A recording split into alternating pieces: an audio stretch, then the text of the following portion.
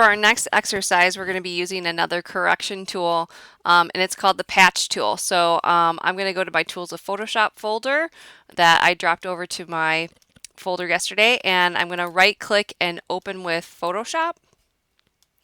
Okay, and I'm going to hit Command 0 to enlarge this image to fit the screen. So looking at this, we can see that this photo has like graffiti in it. It has all these holes in it from rock climbing, and I really want the emphasis to be on the climber.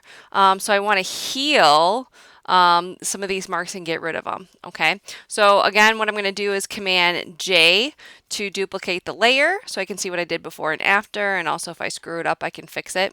And it's under the same tool that we just used, the spot healing brush tool. So we're looking for the patch tool, and this allows me to heal like bigger areas. So I'm going to select the patch tool, and I'm just going to click and drag around the graffiti. And now we get these marching ants saying that this is selected, actively selected.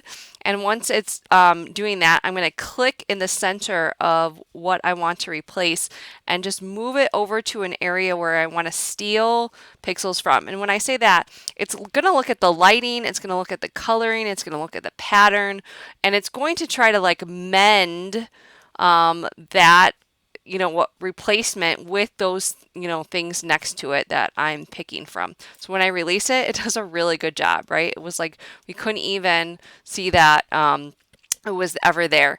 So now this is still selected, so I can hit Command D to unselect and move on to the next thing. So now I can click and drag around this set of holes and click in the center, click and drag to the lower left, and that fills that in. Command D to unselect. And I'm just going to keep doing that with these areas over here until all of the holes are missing.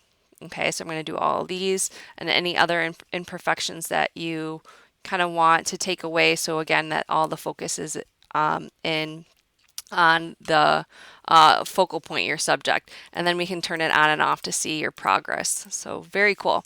All right, I'm going to say File, Save As. You guys go ahead and get rid of the rest of those. And this one you're going to call first name, last name, underscore patch, and the date.